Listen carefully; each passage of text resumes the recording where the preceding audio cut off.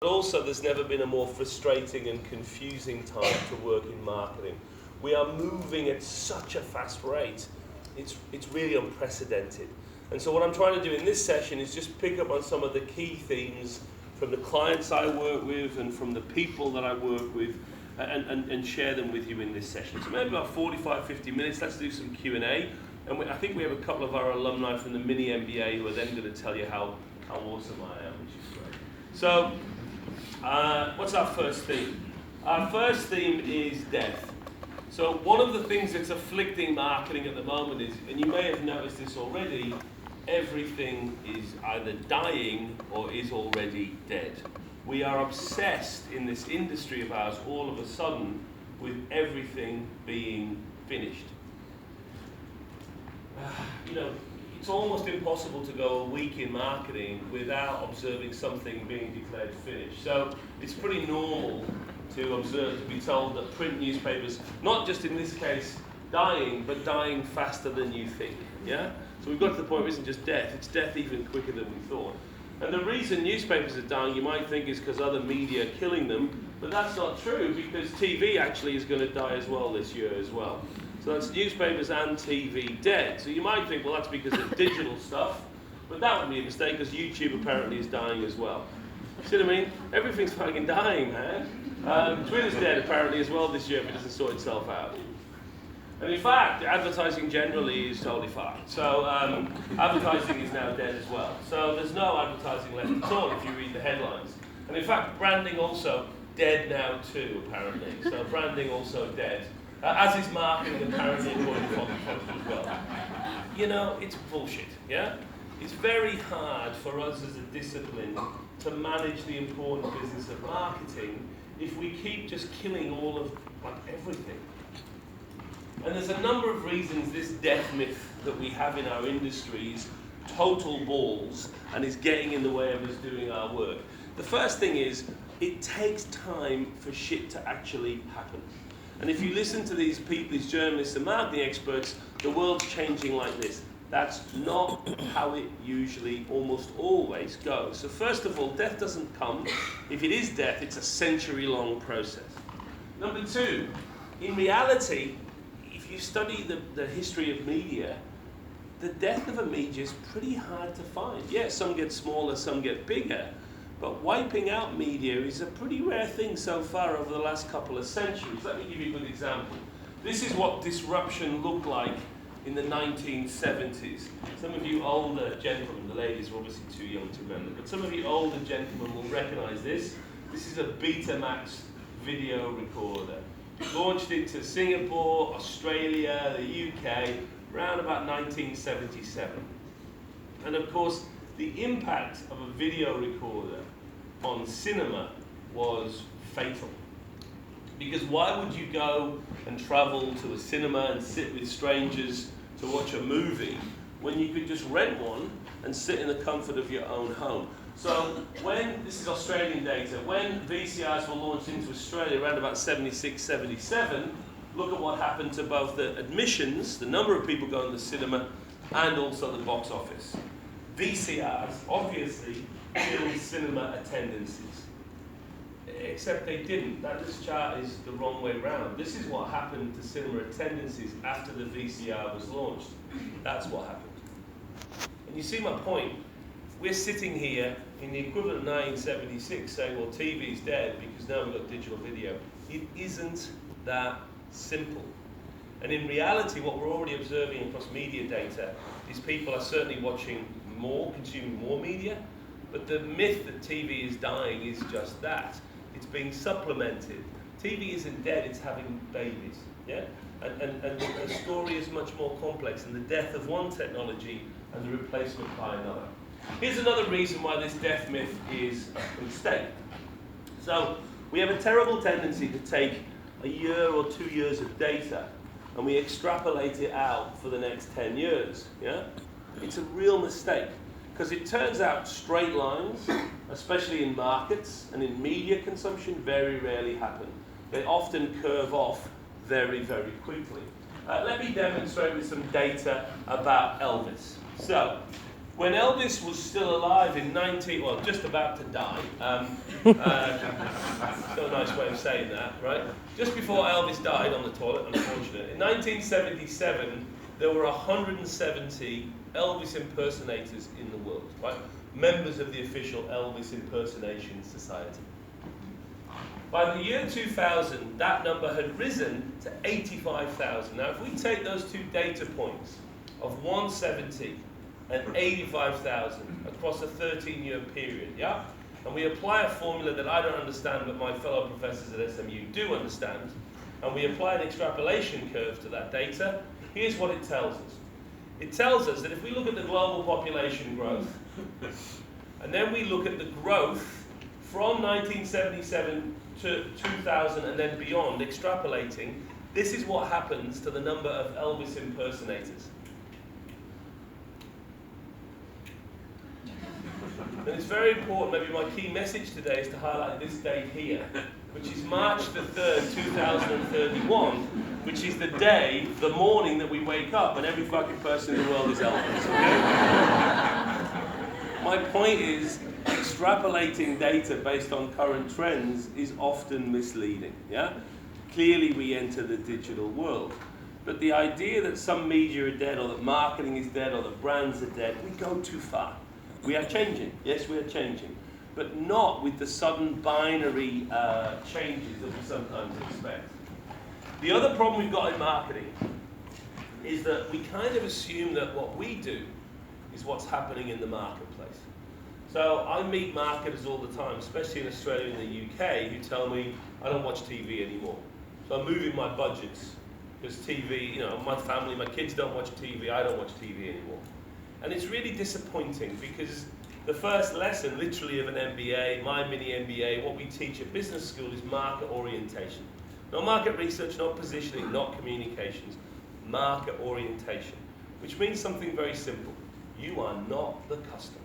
The minute you signed your contract to join your company, you will never see the product or service the way the customer sees it, so let it go. And your behavior at home as a marketing professional and a sample of one is not representative to the consumers that you target. So your behavior is worthless here. You can't extrapolate out from one to the whole marketplace.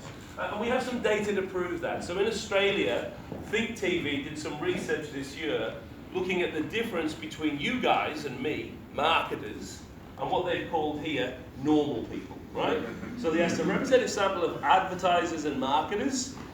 Which social media platforms do you use on a weekly basis? And we should be pretty familiar with this data. So 46% of marketers are using Twitter at least once a week. 96% of them use Facebook.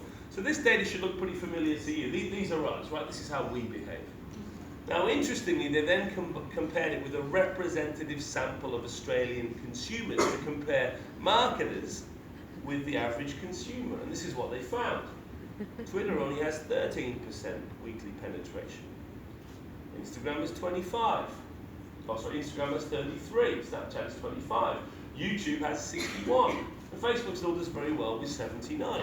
Now this isn't a problem because, yeah, of course, marketers, we're a bunch of more creative, more media savvy, more digital people. That's fine. We're not expected to be like the market that we target. But here's the problem. If we aren't market oriented, we think we do represent the market. And so what Think TV then asked the marketers to do was to estimate what proportion of consumers actually use these services. This is what they found. Marketers thought 53%, half of the market was using Twitter every week. Not 13%, the real number, 53%, yeah? More than 4 times as much. They thought Instagram was more than 3 times the penetration it actually was, and so on, and so on, and so on. They overstate digital because they themselves are digital. And so again, another problem with marketers writing about media and technology is they've forgotten the core central lesson of marketing. You are not the customer. You will never be the customer. And the minute you extrapolate your thoughts and feelings, you make a cardinal sin of marketing. This is the problem. And finally, because the consumer is not changing as much as we think. We keep talking like the consumer brain, consumer behaviour is changing dramatically. It's not. The technology, the channels are changing dramatically. Consumers don't change, not that much. The things around them change, the stimulus changes, but it's a myth that people, brains, processing change. Bill Bernbach is inarguably the greatest advertising thinker in the history of advertising. And Bernbach said back in the 60s, human nature hasn't changed for 1,000,000 years. It won't change in the next 1,000,000 years. Only the superficial things have changed. It's fashionable to talk about the changing man. A communicator must be concerned with the unchanging man. What compulsions drive him, what instincts dominate his every action, even though his language too often camouflages what really motivates him. The consumer's not changing, the things around her are changing, and that's the key challenge for us. Number 2, techno-porn. Techno-porn. At some point in the last 10 years, marketers became obsessed with technological shit. Shit that has no relevance for us. I mean, marketers all the time that are into like VR and AR, they haven't got any research, they haven't got any segmentation, they don't know what positioning is. But man, they're really hot for headsets right now. At some point, we lost the plot and became obsessed with technological shenanigans. Remember Pokemon Go? This time last year, everyone lost their shit for Pokemon Go, right? No, they did. Pokemon Go was the future for marketing. No, it wasn't. It doesn't even exist anymore. No, it wasn't. It was a bunch of marketers losing the plot because they're bozos and they're in love with technology. Pokemon Go is a delightful, small, childish thing. And again, I get marketers last year talking to me about Pokemon Go. Where's your research? Where's your segmentation? What's the brand architecture? Not present. It's a sad state of affairs. It's very hard, it's very, very hard to go to a marketing conference without meeting someone either presenting about virtual reality or selling virtual reality solutions.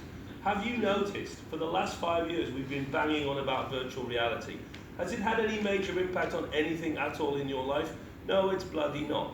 Is it going to have an impact in the next 5 years? No, it's bloody not. Yeah?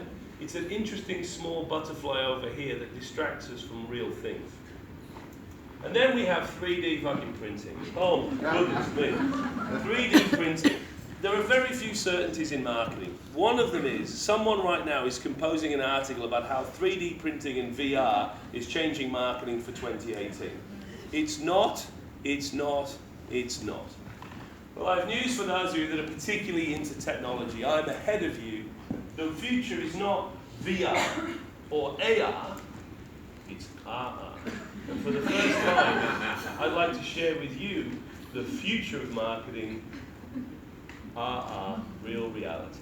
Where virtual reality ends, real reality begins. Experience the NHL Centennial exhibit in RR. When you're looking at Sidney Crosby's gloves, you're looking at Sidney Crosby's gloves. I'm looking at Sidney Crosby's gloves. How? RR lets you see things that are actually there. Real reality, only at the Hockey Hall of Fame. It would be funny if it wasn't sad, right? Tactification, a very important point. So I see this is my word, and I apologize, it's a bit of a clumsy word, but it's a real problem for us, and it's going to get worse. What does tactification mean? It means we've become obsessed with the stuff, the shiny stuff that we use to target customers, tactics.